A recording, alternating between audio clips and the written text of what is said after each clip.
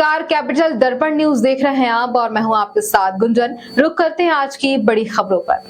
मध्य प्रदेश के CM doctor Mohan Yadav ने कहा है कि मनरेगा में मजदूरों के काम के लिए 100 दिन की गारंटी को बढ़ाकर विकसित भारत जयराम जी के जरिए 125 दिन कराया गया है।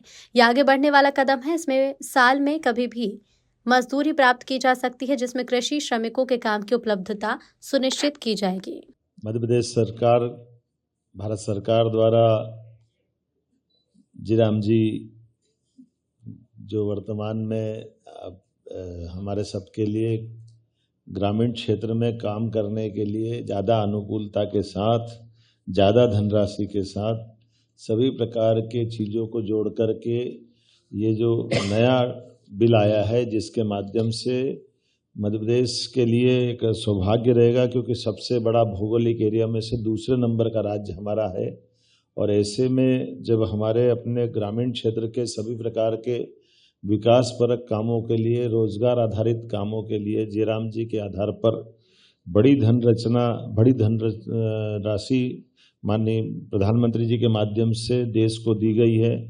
मैं माननीय प्रधानमंत्री श्रीमान नरेंद्र मोदी जी का, माननीय कृषि मंत्री श्रीमान शिवराज सिंह जी का आभार भी मानता हूं कि ये सच में समयपूर्ण है और हमारे लिए सौभाग्य की बात है कि मध्य प्रदेश में हमारे माननीय अध्यक्ष हेमंत जी ने अपनी बात रखी। माननीय हमारे पंचायत ग्रामीण विकास मंत्री श्रीमान प्रहलाद पटेल जी यहाँ मौजूद है, खेल मंत्री माननीय विश्वास सारंग जी, कृषि मंत्री अदल सिंह कंसाना जी, श्रीमान लखन पटेल जी, हमारे बीच में जयपाल चावड़ा जी, यहाँ का आशीष जी, और हम सब मिलकर के आज के इस अवसर पर खास करके केंद्र सरकार ने अधिसूचना जारी कर राज्य सरकार को 6 महीने के भीतर विधेयक के संगत एक स्कीम अधिसूचित करने के संबंध में जो अपेक्षा की है, हम उस पर काम भी करेंगे और उसको क्रियान्वित भी करेंगे।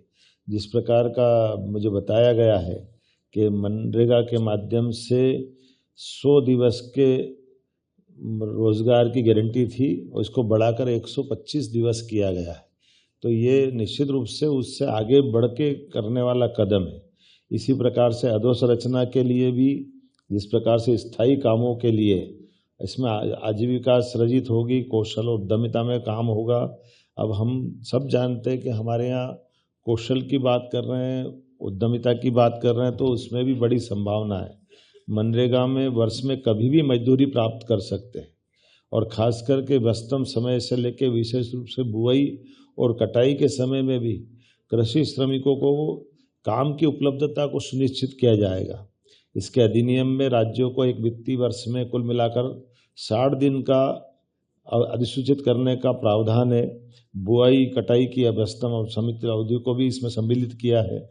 और जिस प्रकार से अधिनियम में जो भविष्य की संभावना है, अर्थात प्राकृतिक आपदा, असाधारण परिस्थितियों के दौरान विशेष शिथिलीकरण, ऐसे कई निश्चय करते हुए इसमें गुंजाइश दी गई है, जो हमारे लिए पहले चुनौती रहती थी। और राज्य और केंद्र के मध्य भी राशि की साझेदारी भी इसमें बनाने के लिए बहुत अच्छे से, लगभग ये जो राज्यों के लिए 60-40 का रेशो इसमें रखा है। इसके आधार पर हमारे लिए, हमारे ग्रामीण क्षेत्र में, चूँकि हमारे यहाँ ट्राइबल का बेल्ट भी है और कई आकांक्षी जिलों के अंदर भी काम होता है, ऐसे में जब हमने तो अपना इसका दायरा बढ़ा करके गौशाला तक जोड़ा है, कहीं तालाब निर्माण से लगा करके गाँवों के अंदर के भी जन कल्याणकारी कामों के लिए विस्तृत दायरा लिया है। मैं उम्मीद कर रहा हूँ कि इस अधिनियम का सच में रोजगार क्या, इसमें कानूनी अधिकार के लिए एक तरह से मौका दिया है। 125 दिन तो उनको दिए ही हैं।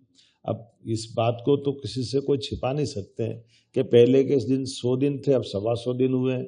अब इसमें और आगे जाकर देखें तो वंचितों, विशेषकर महिलाओं को, SC ST को, भूमिहीन परिवारों को विशेष प्रावधान के अंतर्गत इसमें लाभ देने की प्लानिंग की गई है। इसमें अकुशल मजदूरी के लिए दर निर्धारण की भी अच्छी पद्धति लगाई है, जिसमें कहा गया कि अकुशल शारीरिक कार्यों की मजदूरी दरें केंद्र सरकार तय करेगी और जब तक अलग से नई मजदूरी दरें घोषित नहीं होगी तब तक महात्मा गांधी नरेगा के अंतर्गत तय मजदूरी से दरें देंगे। अब ये इसके कई अंदर की चुनौतियों के आधार पे भी जो कठिनाई होती है, और हम सब जानते हैं कि पहले नरेगा था, नरेगा से मनरेगा बना और मनरेगा से जीराम जी बना, तो सुधार और संशोधन तो प्रक्रिया का हिस्सा है। ये अलग बात है कि ठीक है, विपक्ष का काम कुछ बोलना तो बोले, लेकिन सरकार का काम समयोचित निर्णय लेते जाए, और खास करके रोजगार न मिलने की स्थिति में भी ग्रामीण परिवारों को मांग प्रस्तुत करने के आधार पर निर्धारित समय सीमा में काम देने की बात भी करी है। आज की खबर में इतना ही। बने रहिए हमारे साथ कैपिटल दर्पण न्यूज पर। नमस्कार।